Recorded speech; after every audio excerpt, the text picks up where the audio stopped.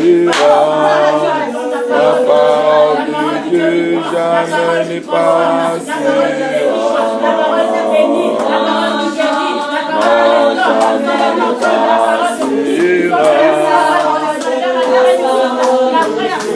recevoir la vraie parole, Seigneur. Cette parole ne pourra jamais passer. Toutes les choses de ce monde passeront. Les choses de ce monde passeront. Mais ta parole ne passera pas. C'est pourquoi nous voulons entendre ta parole. Recevoir ta parole au plus profond de nos cœurs. Que ta parole ne passe pas. Oui, c'est notre qui a dit que ta parole ne retourne pas à toi. Seigneur, c'est ta volonté. Seigneur, cette parole que tu as déversée encore aujourd'hui ne va pas retourner à toi. Sans te accomplir ta volonté. Le désir pour lequel tu l'as envoyé. Seigneur, nous sommes là. Nous sommes là pour nous parler. Nous sommes là pour entendre de toi. Pour entendre l'insigne de l'éternel.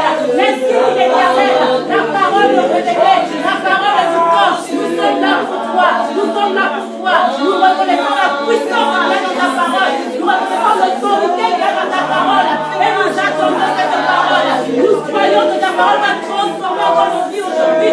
Nous croyons que ta parole va encore changer encore les choses, créer encore de nouvelles choses dans nos vies. Nous nous attendons à toi, Seigneur. Parle, Seigneur.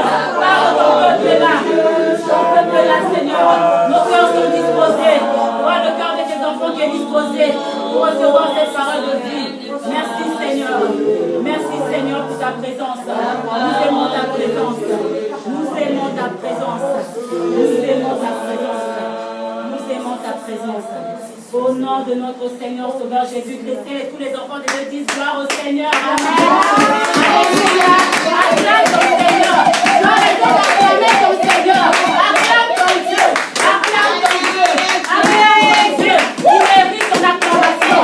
Alléluia. Alléluia. Alléluia. Le Seigneur est bon. Amen. Tu ne t'es pas trompé d'adresse. Tu es au bon endroit, au bon moment. Le Seigneur est là pour toi ce matin. Alléluia. Je vous salue tous au nom du Seigneur Jésus-Christ. Je salue toutes les personnes qui sont connectées au nom de Jésus-Christ. Tu n'es pas connecté par hasard. Le Seigneur a une parole pour toi. Alléluia. Qui croit que le Seigneur a une parole pour lui aujourd'hui? Amen. Qui croit que le Seigneur a une parole aujourd'hui? Alléluia. Si tu crois vraiment, je pense que tu vas te lever pour faire un acte prophétique pour saisir la parole. Amen. Fais un acte pour saisir la parole de Dieu. Fais quelque chose pour la parole de Dieu. Alléluia. Alléluia.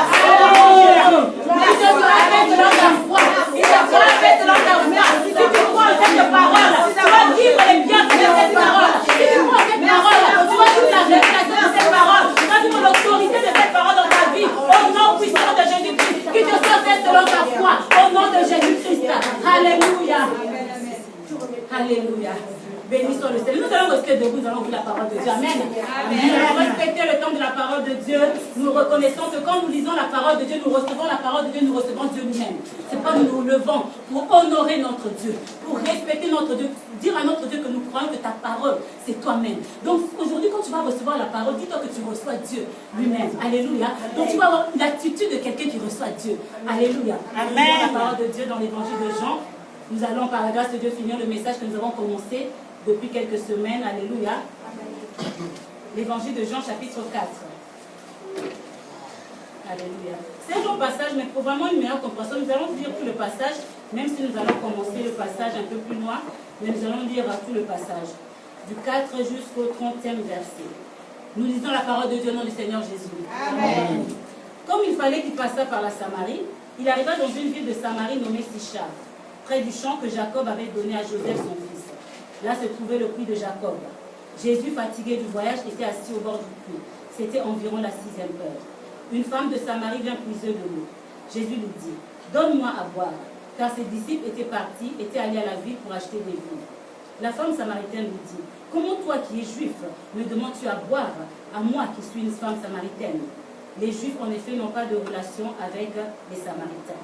Jésus lui répondit, « Si tu connaissais le don de Dieu, et qui est celui qui te dit, donne-moi à boire, tu lui aurais toi-même demandé à boire, et il t'aurait donné de l'eau vive. » Seigneur, lui dit la femme, tu n'as rien pour puiser, et le puits est profond. D'où aurais-tu donc cette eau vive? Es-tu plus grand que notre père Jacob, qui nous a donné ce puits, et qui en a bu lui-même, ainsi que ses fils et ses troupeaux? Jésus lui répondit, quiconque boit de cette eau aura encore soif. Mais celui qui boira de l'eau que je lui donnerai n'aura jamais soif. Et l'eau que je lui donnerai deviendra en lui une source d'eau qui jaillira jusque dans la vie éternelle. La femme lui dit, Seigneur, donne-moi cette eau, afin que je n'ai plus soif et que je ne vienne plus puiser ici. Va, lui dit Jésus, appelle ton mari et viens ici. La femme répondit, je n'ai point de mari. Jésus lui dit, tu as eu raison de dire, je n'ai point de mari. Car tu as eu 5 maris, et celui que tu as maintenant n'est pas ton mari. En cela tu as dit vrai. Seigneur, lui dit la femme, je vois que tu es prophète. Nos pères ont adoré sur cette montagne, et vous dites-vous que le lieu où il faut adorer est à Jérusalem. Femme, lui dit Jésus, crois-moi, l'heure vient où ce ne sera ni sur cette montagne, ni à Jérusalem que vous adorerez le Père. Vous adorez ce que vous ne connaissez pas. Nous adorons ce que nous connaissons, car le salut vient des Juifs. Mais l'heure vient et elle est déjà venue. Quelqu'un dit elle est déjà venue. Elle est déjà venue. Où les vrais adorateurs adoreront le Père en esprit et en vérité. Car ce sont là les adorateurs que le Père demande. Dieu est esprit et il faut que ceux qui l'adorent en esprit et en vérité. La femme lui dit, je sais que le Messie doit venir, celui qu'on appelle Christ. Quand il sera venu, il nous annoncera toutes choses. Jésus lui dit, je le suis, moi qui te parle. Là-dessus arrivèrent ses disciples qui furent étonnés de ce qu'il parlait avec une femme. Toutefois, aucun ne dit, que demandes-tu ou pourquoi lui parles-tu? Alors la femme, ayant laissé sa cruche, s'en alla dans la ville et dit aux gens, venez voir un homme qui m'a dit tout ce que j'ai fait. Ne serait-ce point le Christ? Ils sortirent de la ville et vers lui. Seigneur, je te remercie. Merci pour cette parole, Seigneur. Ça, c'est la parole écrite. Nous voulons recevoir, Seigneur, le rhéma de cette parole, la parole du temps, la parole révélée, Seigneur, de notre Dieu. Parle-nous, Seigneur, que cette parole sorte directement du trône et vraiment entre, pénètre nos cœurs. Nous sommes là pour toi. Seigneur, par Saint-Esprit, prends le contrôle de toutes choses. Tu es celui qui dirige toutes choses, qui oriente toutes choses, qui conduit toutes choses. Nous sommes là pour toi, nous te laissons toute la place. Au nom de notre Seigneur, Sauveur Jésus-Christ. Amen. Amen. Avant que les enfants, on peut se saluer juste quelques secondes parce que c'est la communion fraternelle. Salut ton frère, salut ta soeur. Dis bienvenue. Sois prêt pour recevoir la parole de Dieu. Dis que Jésus-Christ t'aime. Il est bon d'être un enfant de Dieu. Que tu es béni d'être dans la présence de Dieu. Alléluia. Et nous allons éviter d'être devant les caméras parce que nous sommes déjà en direct. Alléluia. Dis à ton frère, dis à ta soeur, tu es béni d'être dans la présence de Dieu. Le Seigneur t'aime, le Seigneur est là pour toi. Tu es là pour Jésus et pour Jésus seul. Alléluia.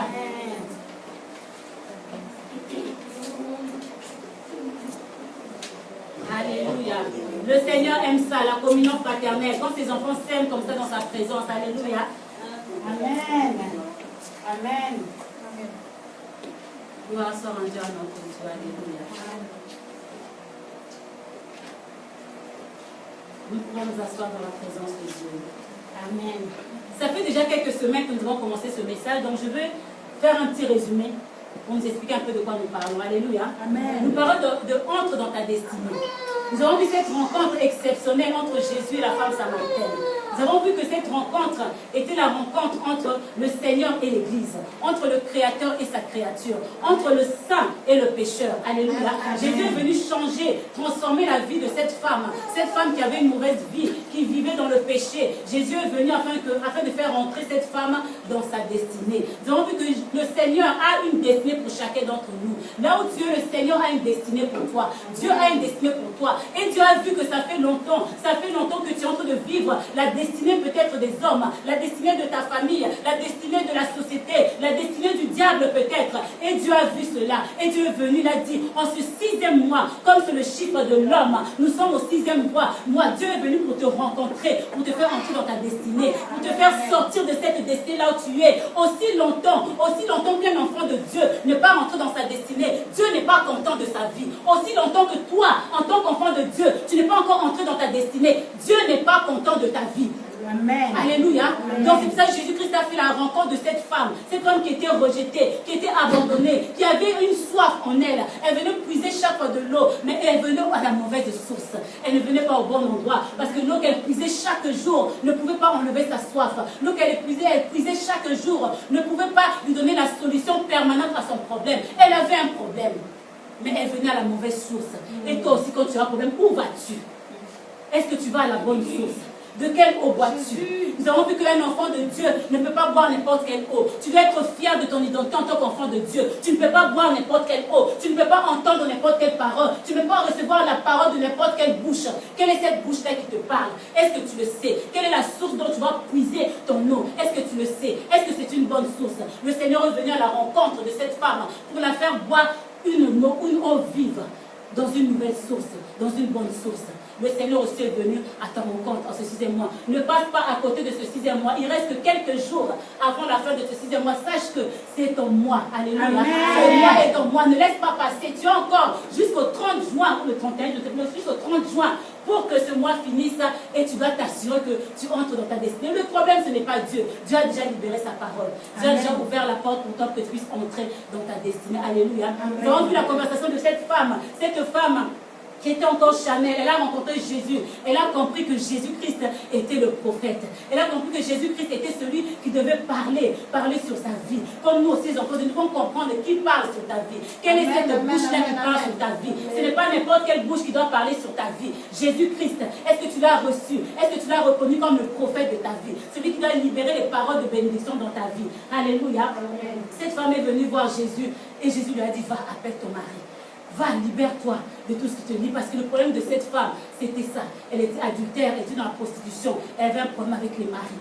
Jésus-Christ est venu. On a dit que quand tu laisses la place au Seigneur, il doit venir toucher là où ça fait mal, au plus profond de ton cœur, là où les gens ne voient pas. Nous pouvons cacher beaucoup de choses devant les hommes, mais Jésus-Christ seul est celui qui est capable de rentrer dans ton cœur. Là où les hommes peuvent t'acclamer, peuvent t'applaudir, peuvent te féliciter, lui seul qui voit. Alléluia. Donc lui seul va venir entrer au plus profond de toi et toucher là où il faut exactement. Il a dit, va, appelle ton mari, appelle ton mari, appelle ton mari, va te libérer de tout ce qui t'empêche d'entrer dans ta destinée. Va te libérer de tout ce qui t'empêche de me suivre. Va te libérer de tout ce qui t'empêche d'avancer dans la vie. Va, appelle ton mari. Le Seigneur veut traiter avec chacun dans son cas. Alléluia. Le Seigneur est venu traiter avec cette femme-là, la femme samaritaine. Alléluia. Le Seigneur lui a dit, oui, le Seigneur lui a dit, va appeler ton mari. Et la femme a été sincère devant le Seigneur. On a vu que tu dois entrer dans ta destinée, tu dois être honnête avec le Seigneur. Sois sincère, sois vrai avec le Seigneur. Tu peux faire semblant devant les hommes, mais pas devant Dieu. Sois vrai avec ton Dieu. Quand tu viens dans la présence de Dieu, sois vrai avec ton Dieu. Sois sincère avec ton Dieu. Dieu récompense ceux-là qui sont vrais. Dieu récompense ceux qui sont sincères. Il y a tellement de faux. Il y a tellement de faux. Ne sois pas parmi les faux. Sois parmi les vrais. La femme s'est abandonnée, dit, oui Seigneur, tu as raison. Oui Seigneur, elle a compris. Elle a demandé maintenant, Seigneur, donne-moi. Elle a compris. Elle a dit que toi tu es vraiment le prophète. Elle a compris. Alléluia. Toi aussi, j'espère que tu comprends. Tu as fait déjà un pas. Toi qui as entendu ce message, tu as fait déjà un pas vers ta destinée. Le Seigneur est là pour toi ce matin. Alléluia. Amen. Et c'est là que je vais commencer mon message dans le chapitre, dans le verset 20. La femme a atteint ce niveau spirituel parce que quand la femme a commencé à parler avec Jésus, elle avait un autre niveau. Elle lui parlait du puits qu'elle venait chercher, le puits de Jacob. Elle lui a parlé de leur père Jacob, de leur fierté, de la fierté qu'ils avaient là de leur puits. Et Jésus l'a emmené dans un niveau où elle a compris que non, là, c'est une affaire spirituelle. Là, maintenant, c'est l'affaire de Dieu.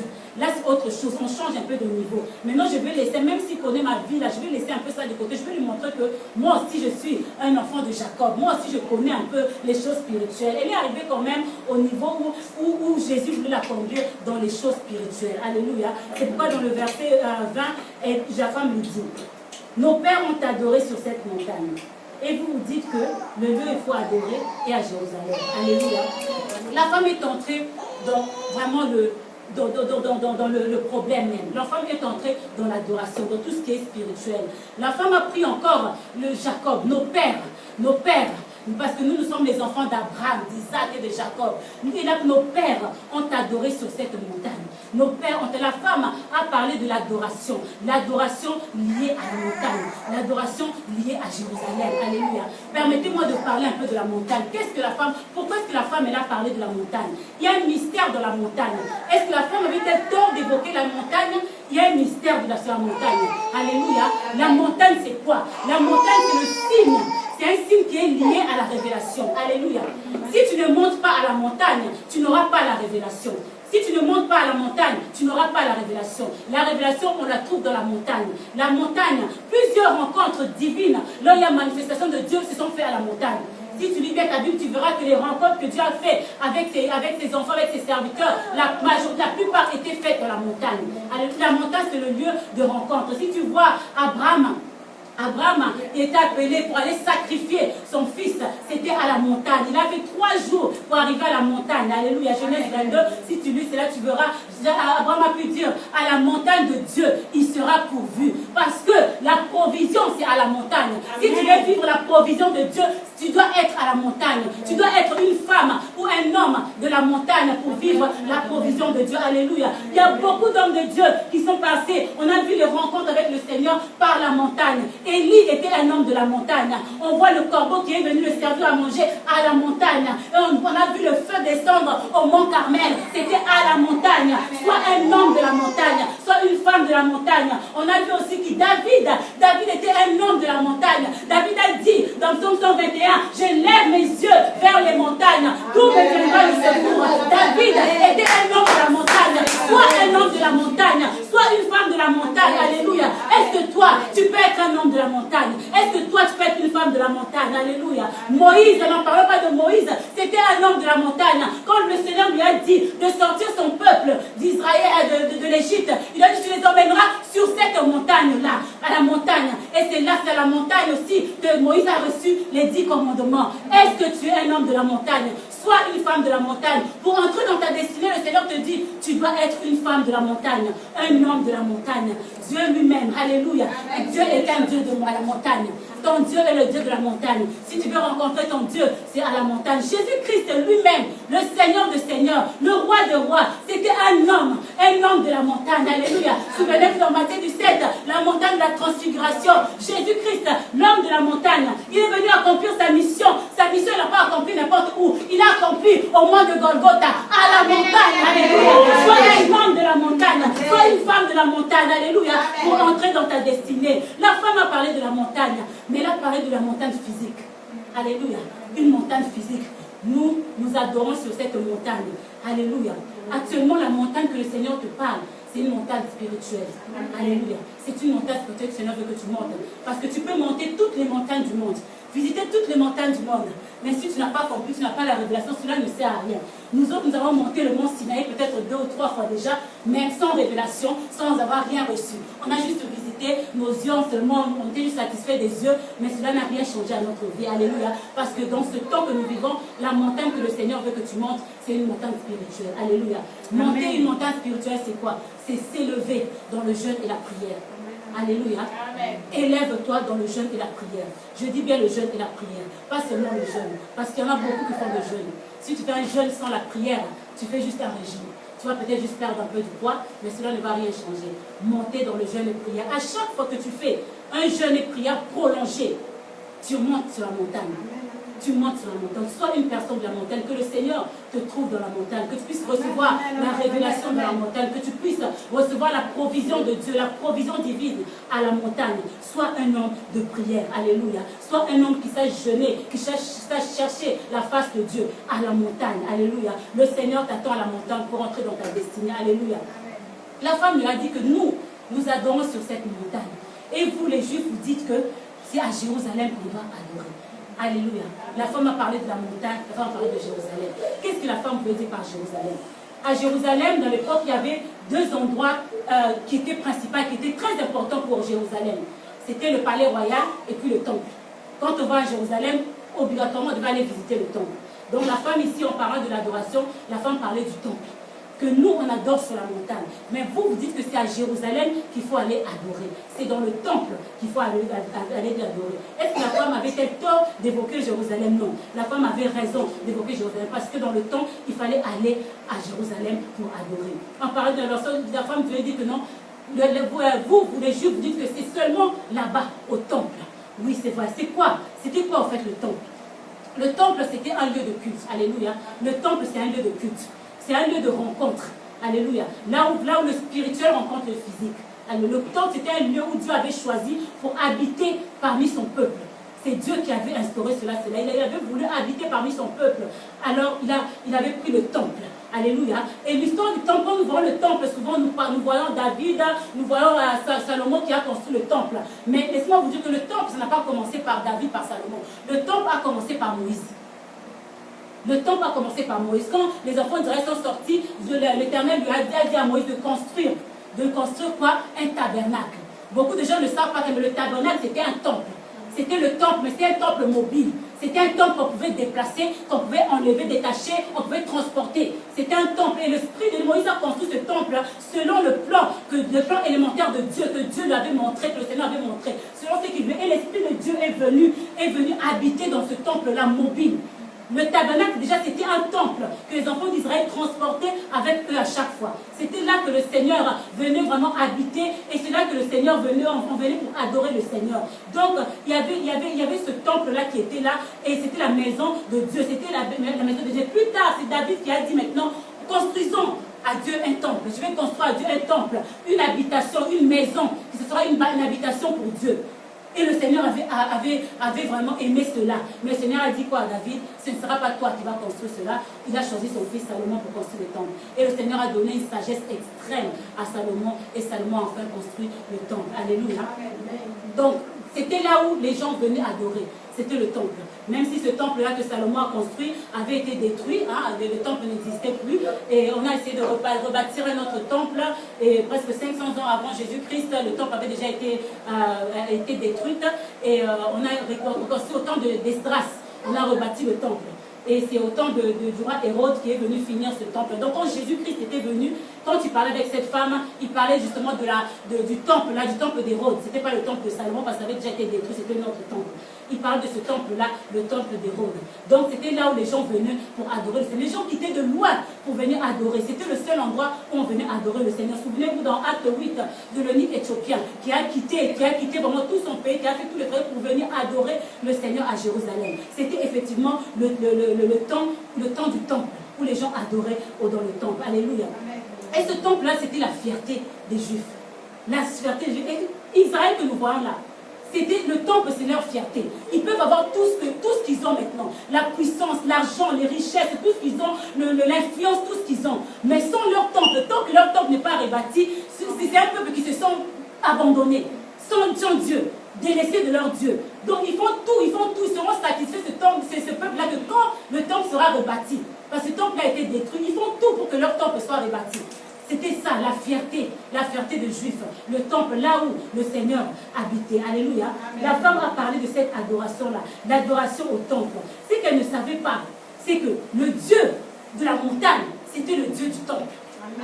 C'était le même Dieu. Le Dieu de la montagne, c'était le Dieu du temple. C'est que la femme n'avait pas compris. Mais une chose que la femme n'avait pas compris aussi, que c'est que ce Dieu-là, le Dieu de la montagne, le Dieu du tabernacle, le Dieu du temple, c'est le Dieu de temps. C'est lui qui décide de changer le temps. C'est lui qui décide maintenant, c'est le temps de ceci ou de cela. C'est lui qui décide maintenant, c'est le Dieu de temps. Alléluia. La femme n'avait pas compris que le temps de la montagne était passé. Le temps du tabernacle était passé. Et maintenant, le temps du temple aussi est en train de passer. Parce que Jésus-Christ lui-même, qui est le vrai temple, était arrivé maintenant. Jésus voulait faire comprendre le peuple. Oui, c'est vrai, vous adorez. Oui, Seigneur, à la montagne, oui, il y en a ceux qui adorent dans le temple. Mais le Dieu du temple est venu pour changer le temps. Alléluia. Le Dieu du temple est là aujourd'hui pour toi, pour changer le temps dans ta vie. Alléluia. Le temps doit changer dans ta vie. Il est temps pour toi que le temps change. Alléluia. Quand Dieu vient changer le temps, il ne faut pas rester derrière. Quand le temps change, on doit s'adapter au changement. Alléluia. Quand le temps change, on doit aussi s'adapter au changement. Surtout quand Dieu change le temps. Nous voyons ici que quand on est en hiver, on s'adapte au changement, n'est-ce pas? Ce n'est pas en hiver que tu vas te promener avec un petit t-shirt. Alléluia. Et quand on est en été, on s'adapte aussi au temps. On ne peut pas être en été et puis on va être avec des manteaux, des blousons, de la fourrure. On doit s'adapter, sinon on va t'appeler un fou, sinon tu as un problème. Quand tu t'adaptes à un frère, même s'il fait chaud comment, il est toujours en pull, il est toujours en manteau, même s'il fait chaud comment, il va se reconnaître s'il écoute ce message, même s'il fait chaud comment. Tu as un problème, alléluia. On doit s'adapter au temps. Alléluia. Dieu veut changer le temps de ta vie. Amen. Dieu veut changer le temps de ta vie. Amen. Dieu lui-même, le maître de temps, il a décidé que c'est le temps, que le temps change dans ta vie. Alléluia. Amen. Si toi tu veux rester derrière, tu auras un problème. Dieu est venu changer le temps. Le Seigneur a expliqué à cette femme, maintenant c'est le temps. C'est le temps que l'adoration, La vraie adoration doit revenir vers moi. Ce n'est plus à la montagne, ce n'est plus dans le temple. Moi-même qui suis le temple vrai, le temple vivant, je suis déjà venu. Bientôt tu verras, l'adoration va revenir vers moi. Alléluia. Les enfants de Dieu vont comprendre que Dieu a changé le temps. Ils vont comprendre que quand tu es un enfant de Dieu, que tu as accepté Jésus-Christ dans ta vie comme Seigneur et Sauveur, la Bible nous dit que tu es devenu le temple de Dieu. L'Esprit de Dieu habite en toi. Alléluia. Tu es le temple de Dieu. Tu n'es pas n'importe quel. Dieu n'habite plus dans les bâtiments, dans les choses faites des mains des hommes. Dieu maintenant habite en toi. Toi maintenant tu es le vrai temple. Le vrai temple n'est pas fait par les mains des hommes. Le vrai temple n'est pas fait par les mains des hommes, par l'intelligence des hommes. Le vrai temple, c'est Dieu lui-même qui l'a façonné. C'est toi que Dieu a créé. C'est toi le vrai temple de Dieu. Alléluia. Le temple, ce n'est plus la montagne, ce n'est plus le tabernacle, ce n'est plus le temple, mais toi maintenant le vrai temple. Alléluia. Le vrai temple. Le Seigneur lui a dit ceci. Alléluia. Jésus-Christ lui dit, l'heure vient où ce ne sera ni sur cette montagne, alléluia, ni à Jérusalem que vous adorez le Père. Vous adorez celui que vous ne connaissez pas. Alléluia. Amen. La vraie adoration. Jésus parle de la vraie adoration. Tu sais, il faut adorer celui que tu connais. Amen, si tu n'adores pas celui que tu connais, tu adores un Dieu sans connaître ce Dieu-là, tu cours un grand danger. Il y en a beaucoup qui suivent Dieu, qui servent Dieu, qui croient qu'ils savent, qui connaissent, mais ils ne savent pas. Il y en a beaucoup qui suivent Dieu sans connaître, sans avoir la révélation de qui est Dieu. Tu adores celui que tu ne connais pas. Jésus-Christ a dit, nous adorons celui que nous connaissons. Laisse-moi te dire, nous ici, l'Église, nous adorons celui que nous connaissons. Nous ici, l'Église, le ministère apostolique de la gloire de Christ, nous adorons celui que nous connaissons. Nous adorons le Dieu que nous connaissons. Et notre Dieu, c'est Jésus-Christ. Je suis venu te dire que ton Dieu, c'est Jésus-Christ. Le Dieu qu'on te prêche ici, c'est Jésus-Christ de Nazareth, le Dieu vivant. Nous adorons celui que nous connaissons. Jésus-Christ, ton Seigneur. Si tu vois quelque part qu'on n'adore pas le Seigneur Jésus-Christ, je te dis, sors de là. Sors de là. Tu dois être quelque part où on adore le Seigneur Jésus-Christ. Si on élève un homme, si on élève une femme, tu sors de là. On doit élever Jésus-Christ. C'est Jésus-Christ. Alléluia. Il n'y a qu'un seul nom qui doit être élevé dans les cieux, sur la terre, sur la mer. C'est le nom de Jésus-Christ. C'est ce nom que nous reconnaissons ici. C'est ce nom qui a autorité ici. Pas le nom d'un homme, pas le nom d'une institution, pas le nom d'une dénomination. Au nom de Jésus-Christ. Alléluia. Pas le nom d'une femme, pas le nom d'une vierge, pas le nom de je sais qui. Le nom seul de Jésus-Christ. Alléluia. C'est le nom que nous élevons ici. La Bible nous dit que, mais l'heure vient. Quelqu'un peut dire l'heure vient? L'heure vient. L'heure vient, ça c'est le Seigneur qui parle. L'heure vient et elle est déjà venue. Où les vrais adorateurs adoreront le Père en esprit et en vérité. Car ce sont là les adorateurs que le Père demande. Dans une autre version, j'aime sans doute que ce sont les adorateurs que le Père recherche. Amen. Alléluia. C'est la meilleure version qui est plus proche de l'anglais. Les adorateurs que le Père recherche. L'heure vient. L'heure vient. L'heure vient. Alléluia. Et elle est déjà venue. L'heure vient. L'heure vient. L'heure vient. Est-ce que tu sais dans quel temps tu vis? Est-ce que tu sais dans quel temps tu vis? Est-ce que tu sais dans quel temps tu vis? L'heure vient, le Seigneur te dit. Et elle est déjà venue. L'heure pour toi est déjà venue. L'heure pour toi est déjà venue. L'heure pour toi pour servir le Seigneur est déjà venue. L'heure vient. L'heure que tu attendais est déjà venue. Est déjà là. Ton heure de bénédiction est déjà là. Ton heure de guérison est déjà là. Amen. Ton heure de restauration est déjà là. Amen. Ton heure de délivrance est déjà là. Amen. Ton heure de vivre la vie de Dieu est déjà là. Ton heure de nouveau départ est déjà là. Ton heure de servir le Seigneur est déjà là. Amen. Au nom de Jésus-Christ, alléluia. L'heure vient et elle est déjà venue. Il y a un temps pour nous. Ton heure d'entrer dans ta destinée est déjà là. Ton heure pour faire la rencontre de ton Seigneur en ce 6e mois, ton heure est déjà là. L'heure est déjà venue. La Bible nous dit qu'il y a un temps pour tout. Ecclésiaste 3, il y a un temps pour tout. Ton heure est arrivée, ton temps est arrivé. Le Seigneur te dit maintenant que ton heure est venue. Ton heure est venue. Quand ton heure vient, tu dois te préparer. Quand ton heure vient, tu dois te préparer. N'attends pas que l'heure arrive, l'heure soit là pour que tu te prépares. Tu dois te préparer quand ton heure vient. Quand on dit que l'heure, tu as un rendez-vous à 13h, ton heure arrive. Quand il est 11h, il est midi, ton heure arrive. Ton heure vient. Donc vers le 11h midi, tu dois commencer à te préparer. Pour que quand 13h arrivera, cela te trouve dans ton rendez-vous. Ce n'est pas à 13h que tu vas commencer à te préparer. Alléluia. Le Seigneur dit que l'heure vient et elle est déjà venue. Donc tu devais déjà commencer à te préparer pour que cette heure-là te trouve prêt. Alléluia. Il y en a beaucoup qui ratent la bénédiction de Dieu. Il y en a beaucoup qui ratent leur temps de bénédiction, leur temps de visitation, parce qu'ils ne se préparent pas, parce qu'ils ne sont pas prêts. Prépare-toi, le Seigneur dit, l'heure vient et elle est déjà venue. Il faut que cette heure-là te trouve prêt. Ne sois pas comme les 5 vierges folles qui n'étaient pas prêtes quand le Seigneur est venu. Sois comme ces cinq vierges sages qui étaient prêtes, qui avaient préparé, qui avaient tout préparé pour recevoir le Seigneur. Ton heure est là. Prépare-toi, prépare-toi. Ton heure est là. Le Seigneur est venu pour te dire, ton heure est là. L'heure vient où les vrais adorateurs adoreront le Père en esprit et en vérité, ou les vrais adorateurs. On ne peut pas parler du temple si on ne parle pas de Dieu, parce que Dieu est dans le temple. On ne peut pas parler de Dieu si on ne parle pas de l'adoration, parce que Dieu est là pour être adoré, parce que toi tu es là pour adorer ton Dieu. On ne peut pas parler de l'adoration si on ne parle pas des adorateurs, parce que ce sont les adorateurs qui adorent Dieu. Alléluia. Donc Jésus-Christ a dit, l'heure vient où les vrais adorateurs. Jésus-Christ n'a pas seulement dit les adorateurs. Jésus-Christ a dit les vrais adorateurs. Ça veut dire qu'il y a adorateurs et adorateurs. Alléluia. Il y en a ceux qui adorent, on en trouve beaucoup qui sont là, qui adorent. Mais Jésus-Christ dit que l'heure vient où les vrais adorateurs, car le Père recherche les vrais adorateurs. Dans le temple, il y a les vrais adorateurs. Là où il y a Dieu, il y a les vrais adorateurs. Je suis venu réveiller le vrai adorateur qui est en toi. Le vrai adorateur qui s'est endormi en toi. Il doit se réveiller. En toi, tu es une adoratrice. En toi, tu es un adorateur. Tu as été créé pour adorer Dieu. Tu as été sauvé pour adorer Dieu. Si tu es là aujourd'hui, c'est pour adorer ton Dieu. En toi, tu es un adorateur. Il y a l'âme de l'adorateur qui est là en toi. Alléluia. Tu es un adorateur. Et Dieu maintenant cherche. Dieu regarde. Il a ses regards dans son église. Il regarde maintenant. Oui, il y a des adorateurs. Oui, c'est vrai.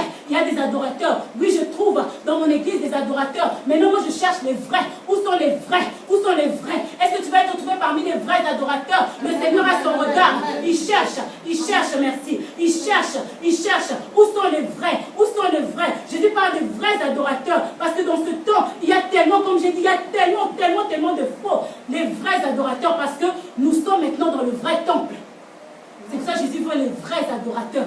Ne sois pas seulement un adorateur. Pour entrer dans ton destinée, tu dois être un vrai adorateur. Un vrai adorateur. Un vrai adorateur. Qu'est-ce que c'est qu'un vrai adorateur? Un vrai adorateur, c'est quelqu'un qui est au service de Dieu.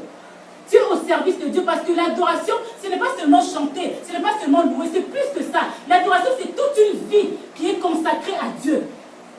Et l'adorateur, c'est quelqu'un qui a donné toute sa vie à Dieu, qui est consacré à Dieu. Tout ce qu'il fait tourne autour de Dieu. C'est ça l'adorateur. Alléluia. Un vrai adorateur ne cherche pas l'approbation des hommes. Un vrai adorateur ne cherche pas le plaisir des hommes, le plaisir de ce monde. Alléluia. Car il est là pour Dieu et pour Dieu seul. Alléluia. Un vrai adorateur, c'est celui qui est là, qui est consacré à Dieu, qui est là rien que pour Dieu. Alléluia. Sois un vrai adorateur. Le Seigneur cherche les vrais adorateurs, ceux qui l'adoreront en esprit et en vérité. La seule raison de vivre d'un adorateur, c'est son Dieu. Un adorateur ne vit que pour son Dieu. Si toi tu as une autre raison pourquoi tu vis, tu n'es pas encore un vrai adorateur. Si toi tu as une autre raison pourquoi tu vis, quand tu te lèves le matin, tu sais que toi tu vis pour telle ou telle chose, toi tu vis pour telle ou telle personne, tu n'es pas encore un vrai adorateur. Le Seigneur il est là, il cherche le vrai adorateur. Il y en a beaucoup, mais les vrais sont peu à chercher, à trouver. Il y en a beaucoup. Aujourd'hui, dans nos églises, nous avons des soi-disant adorateurs. Nous avons des chantres qui sont sorciers. Nous avons des protocoles qui sont impudiques, qui vivent dans l'impudicité. Nous avons des prédicateurs adultères. Nous avons des diacres, qui sont des magiciens. Et qui sont là dans l'église, soi-disant des adorateurs. Mais Dieu cherche. Si tu fais partie de ces cas-là, Dieu ne va pas te trouver. Dieu ne va pas te trouver. Dieu cherche. Dieu doit trouver les vrais adorateurs. Alléluia. Est-ce que tu peux être parmi les vrais adorateurs que Dieu veut trouver? Est-ce que tu peux être parmi les vrais adorateurs que Dieu est en train de chercher? Quand Dieu a trouvé un vrai adorateur dans sa présence, Dieu ne lâche pas cette personne-là. Dieu ne peut jamais lâcher cette personne. Quand Dieu te trouve en vrai adorateur dans sa présence, il ne lâche pas.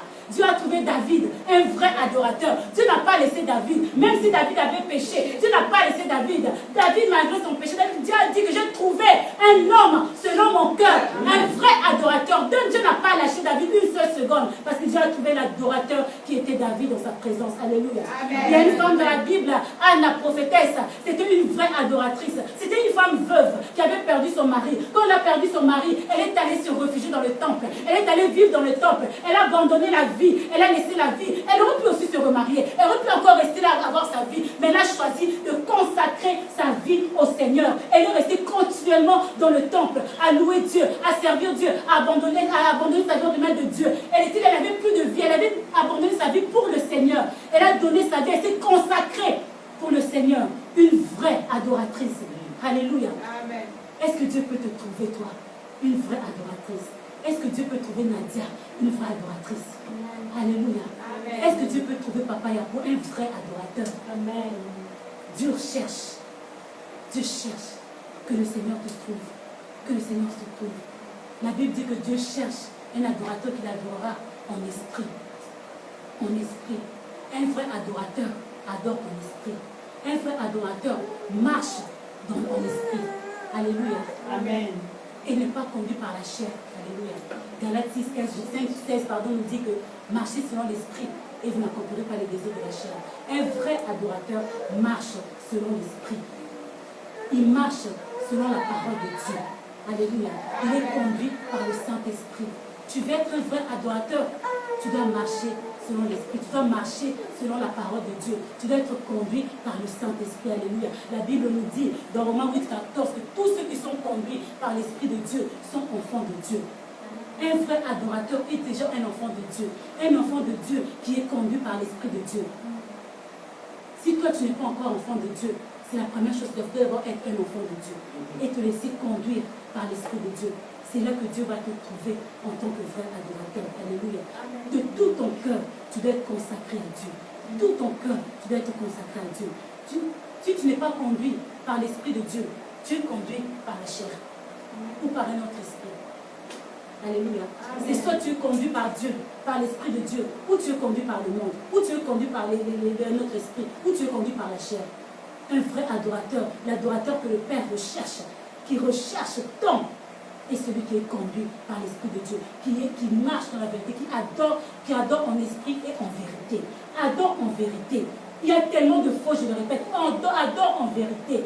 Un vrai adorateur a la connaissance de la parole de Dieu. Parce que c'est la parole de Dieu qui est la vérité. Alléluia. La parole de Dieu, c'est la vérité. Il n'y a pas d'autre vérité en dehors de la parole de Dieu. Donc si tu veux être un vrai adorateur, que le Seigneur recherche, que le Père recherche, tu dois être conduit, tu dois être quelqu'un qui a la connaissance de la parole de Dieu. Quelqu'un qui a la connaissance de la parole de Dieu ne vit pas selon la réalité. Alléluia. Comme on aime bien le dire, on vit selon la vérité qui est la parole de Dieu. Alléluia. Un adorateur, c'est quelqu'un qui ne vit pas par rapport à la réalité. Les réalités peuvent être là, les situations, les circonstances peuvent être là, mais un adorateur, un vrai, vit selon la parole de Dieu, vit selon ce que la Bible dit. Alléluia. Amen. La réalité était que Sarah, elle vieillissait. Le temps passé, Sarah était avancée en âge. Ça, c'était la réalité. Mais la vérité, c'était que Sarah avait une promesse. Alléluia. Il y avait Isaac. Elle devait avoir Isaac. Alléluia. Amen. Sarah n'a pas vécu, ni Abraham n'a pas vécu dans la réalité. Ils ont vécu dans la vérité. Ils avaient la promesse. C'était la parole de Dieu. Alléluia. Un vrai adorateur marche dans la vérité qui est la parole de Dieu. Tu reçois la parole de Dieu. Tu marches selon la parole de Dieu. Peu importe les circonstances. Peu importe les situations. Peu importe l'âge qui a avancé. Peu importe les choses tout autour qui viennent te faire dévier, qui viennent te faire croire que peut-être que la promesse n'est plus valable. Peut-être que tu n'avais pas bien entendu Dieu. Peut-être que les choses ont changé. Peut-être que il faut changer. C'est parce que les choses changent. La vie a changé. Peut-être que le temps, le monde aussi a changé. Il faut maintenant vivre ensemble sans être mariés. Donc on peut vivre ensemble parce que les choses ont changé, on évolue avec la société. Non, un vrai adorateur ne vit pas dans la réalité, vit dans la vérité qui est la parole de Dieu. Alléluia. La réalité était que ils étaient deux, ils étaient en prison, ils étaient liés par les chaînes. Alléluia. Dans Acte 16, Paul et Silas, ils étaient liés par les chaînes. La réalité c'était ça, ils étaient en prison. Mais la vérité c'est qu'ils ont commencé à chanter les louanges de Dieu. Ils ont commencé à adorer Dieu et ils ont vu l'intervention divine. Ça c'était la vérité. Mais toi qu'est-ce que tu fais? Toi qu'est-ce que tu fais quand tu es dans une situation compliquée, quand tu es dans une situation difficile? fermé. Qu'est-ce que tu fais? Tu vas chercher de l'aide à gauche et à droite. Tu vas parler. Tu ne vas même pas penser à adorer ton Dieu, à louer ton Dieu, à élever ton Dieu. Tu vis dans la réalité. Ne vis pas dans la réalité.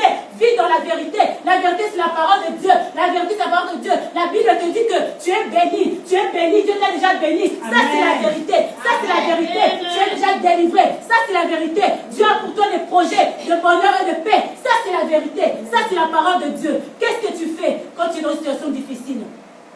Un vrai adorateur adore en esprit et en vérité.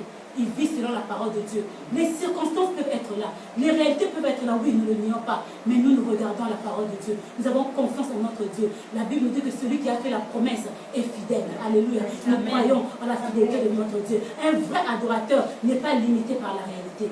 Tu ne peux pas être limité par la réalité parce que tu vis dans la vérité qui est la parole de Dieu. Un vrai adorateur, rien ne l'arrête.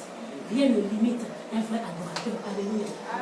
Celui que le Père recherche, c'est ceux qui l'adoreront en esprit et en vérité. Alléluia. Sois ce vrai adorateur-là que le Seigneur cherche pour l'adorer en esprit et en vérité. L'heure est venue pour toi, pour que tu puisses adorer ton Dieu en esprit et en vérité. L'heure est venue pour toi. Le Seigneur te dit que tu es resté longtemps. Tu es resté longtemps à servir le monde. Tu es resté longtemps à faire ta vie. Tu es resté longtemps à vivre ta vie. L'heure est venue maintenant pour te consacrer, pour te donner. Alléluia. Un vrai adorateur, c'est celui-là qui aime le Seigneur plus que tout. C'est celui-là qui fait passer le Seigneur plus que tout. Alléluia. Un vrai adorateur, c'est celui qui abandonne sa vie et dit que mon Seigneur passe avant toute chose. Mais le problème avec toi, c'est que tu aimes le monde plus que Dieu qui a même créé le monde. Tu aimes la vie de ce monde plus que Dieu qui t'a donné la vie. Tu aimes le mariage plus que Dieu qui t'a donné le mariage. Tu aimes tes enfants plus que Dieu qui t'a donné tes enfants. Dieu n'a pas sa place. Tu n'es pas encore un vrai adorateur. Si Dieu te cherche, Dieu trouve qu'il y a l'amour de tes enfants qui est là, qui a pris le dessus.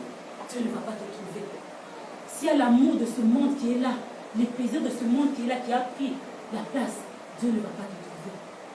Dieu cherche des vrais adorateurs. Alléluia. Quand la femme a compris cela, wow, elle a fait une chose merveilleuse. Elle a laissé sa couche. Elle est partie. Elle a laissé sa couche, elle est partie. Elle a dit non, je n'ai plus besoin de cette couche. Cette cruche-là me servait pour l'eau physique.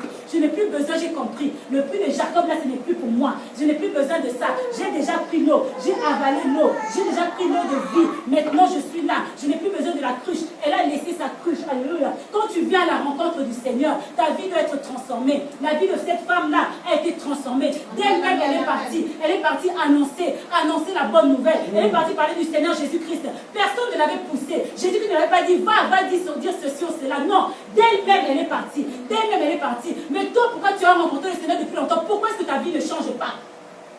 Est-ce que tu as vraiment rencontré le Seigneur? Cette femme-là, en une seule conversation, en peu de temps, elle a compris, sa vie a changé. Un vrai adorateur était un enfant de Dieu qui a reçu le Seigneur Jésus-Christ dans sa vie comme Seigneur et Sauveur et qui est transformé par la présence de Dieu. Et sa vie est transformée. Quand on regarde son passé n'a rien à voir avec son présent et n'aura rien à voir avec son avenir. Ça, c'est un vrai adorateur. Alléluia. Cette femme, elle a laissé sa cruche. Elle a laissé tout ce qui l'empêchait depuis longtemps d'entrer dans sa destinée. Elle est partie d'elle-même pour annoncer, pour dire la bonne nouvelle. Quelle est ta cruche à toi? Quelle est cette chose-là que tu transportes, que tu transportais en toi, qui te faisait toujours vivre dans le monde? Tu pensais que c'est avec ça, sans ça, tu ne pouvais pas vivre. Quelle est ta cruche? Laisse ta cruche. Laisse ta cruche. Si tu as réellement rencontré le Seigneur, ta vie doit changer. Si tu as vraiment réellement fait la rencontre avec le Seigneur, ta vie ne peut plus demeurer la même chose. Cette femme, elle a quitté le stade où c'était une femme pécheresse qui vivait dans la chair. Elle est devenue une évangéliste, une vraie adoratrice. Une vraie adoratrice. Ta vie doit changer, doit être transformée par le Seigneur. Allez, tu ne peux pas demeurer dans la même vie. Permets à Dieu de transformer ta vie. Permets à Dieu d'entrer au plus profond de ton cœur et de transformer ta vie. Quand cette femme, elle a goûté à cette vie-là. Elle a dit non, je me suis trompée. J'ai perdu tellement de temps. Ça fait longtemps que je viens dans ce puits-là pendant des années. Mais j'avais toujours la même vie. Les mêmes choses arrivaient tout le temps. C'était les mêmes choses, les mêmes situations, les mêmes difficultés, les mêmes maladies, les mêmes défis. Ça revenait toujours la même chose. J'ai passé tout mon temps. Elle a compris. Elle a laissé sa cruche. Elle devait laisser sa cruche parce que c'était quelque chose de... C'était sa vie. sa vie physique. Tu ne peux pas venir au Seigneur et avoir deux vies. Tu ne peux pas venir au Seigneur et avoir deux vies. Tu dois avoir une seule vie avec le Seigneur. Tu dois laisser ta cruche. Laisser ta vie de péché. Tu dois laisser ta cruche. Tu dois laisser ta cruche pour entrer dans ta destinée. Laisse ta cruche. La vie de ce monde, laisse ta cruche. Le plaisir de ce monde, laisse ta cruche. La poursuite de l'argent, laisse ta cruche. L'amour de l'argent, laisse ta cruche. Ça peut être ton comportement même, laisse ta cruche. Toi qui aimes beaucoup critiquer, qui critique les églises, laisse ta cruche. Toi qui aimes beaucoup critiquer même les serviteurs de Dieu, laisse ta cruche. Laisse ta cruche. Quand tu rencontres réellement le Seigneur, tu dois laisser ta cruche. Toi qui es à l'église, qui peut être même sorcier, laisse ta cruche. Laisse la cruche. La magie, laisse la cruche. Toi qui vas tout le temps consulter, laisse ta cruche. Amen.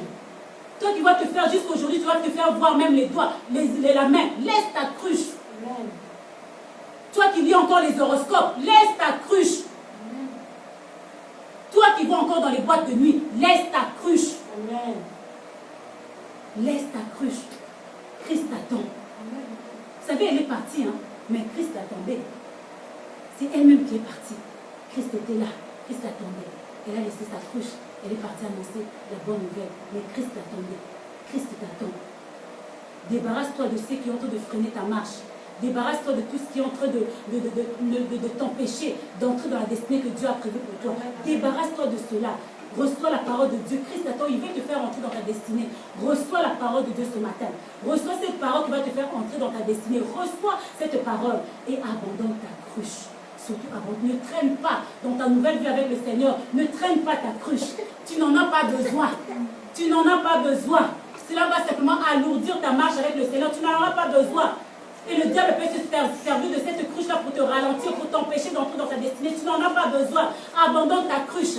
La vie chrétienne est tellement merveilleuse. La vie chrétienne, elle est belle. Il n'y a pas plus belle que la vie chrétienne. La vie chrétienne, je ne sais pas comment. Il y en a des personnes qui peuvent dire qu'ils s'ennuient dans la vie chrétienne. Moi, je ne m'ennuie pas dans la vie chrétienne. La vie chrétienne, elle est merveilleuse. Il est bon d'être un enfant de Dieu. Il est bon de servir le Seigneur. Il est bon d'être dans la présence de Dieu. C'est un bonheur, c'est un plaisir qu'on ne trouve ailleurs. On ne peut pas trouver ailleurs.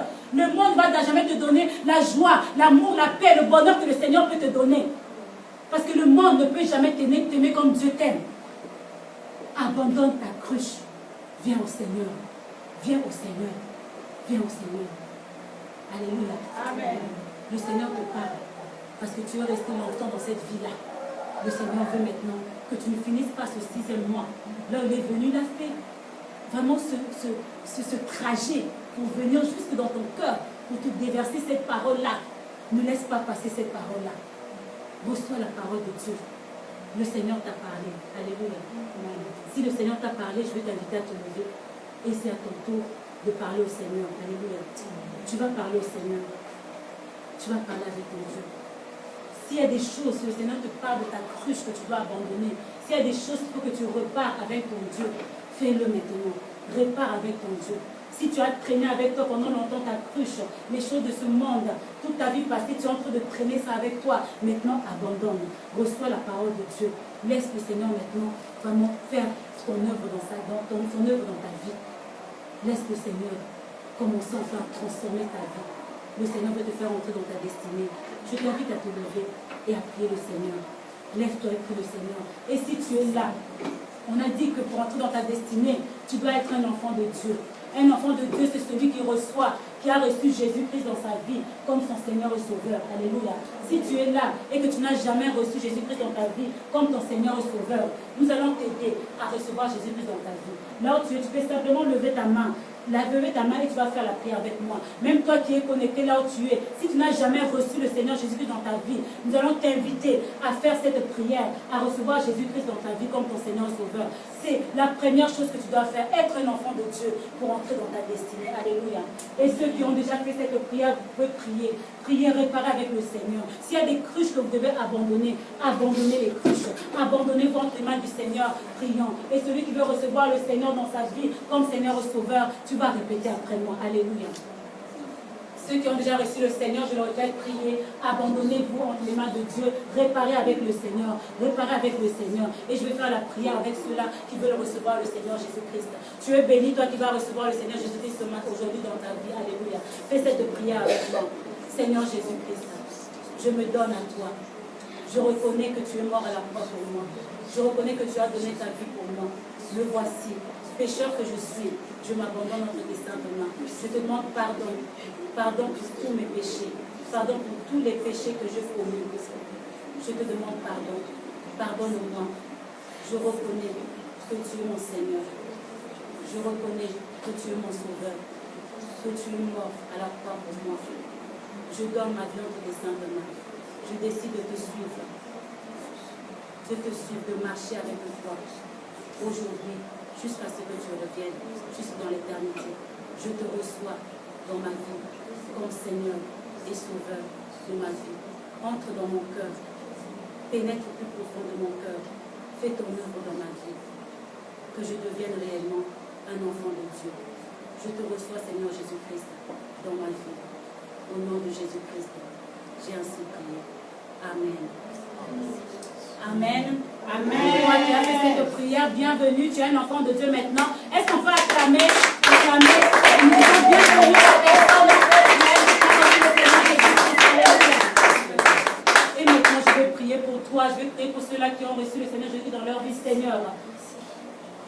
Seigneur, tu as vu les cœurs qui sont donnés à toi, Père. Je prie, Seigneur, que tu commences ton œuvre dans leur vie. Je prie, Seigneur, mon Dieu, pour que la vie divine puisse entrer dans le cœur de tes enfants. Tu les as vus, tu connais leur vie. Désormais, Seigneur, ils marchent avec toi. Désormais, ce sont tes enfants, Seigneur. Tu les conduis dans toute la vérité, Seigneur, mon Dieu. Saint-Esprit, je te prie de conduire, d'orienter tes enfants, Seigneur. Ceux qui t'ont reçu, Seigneur, marche avec eux. Sois réellement leur Seigneur et leur Sauveur, mon Dieu, mon Roi. Transforme leur vie. Qu'à partir d'aujourd'hui, qu'ils voient la différence entre ceux qu'ils étaient et entre ceux qui sont maintenant. Qu'ils vivent les promesses de Dieu dans leur vie, Seigneur, mon Dieu, mon Roi. Que leur vie soit bénie. Et je menace l'ennemi qui aime venir voler la vie des enfants de Dieu. Il ne viendra pas voler dans la vie de tes enfants au nom puissant de Jésus-Christ. Je menace l'ennemi qui veut venir troubler la vie de tes enfants au nom puissant de Jésus-Christ. Toute arme forgée contre tes enfants est nulle et sans effet au nom puissant de Jésus-Christ. Je déclare la vie divine dans la vie de chacun au nom puissant de notre Seigneur et Sauveur Jésus-Christ. J'ai ainsi prié. Amen. Amen. Alléluia. C'est pas acclamer le Seigneur.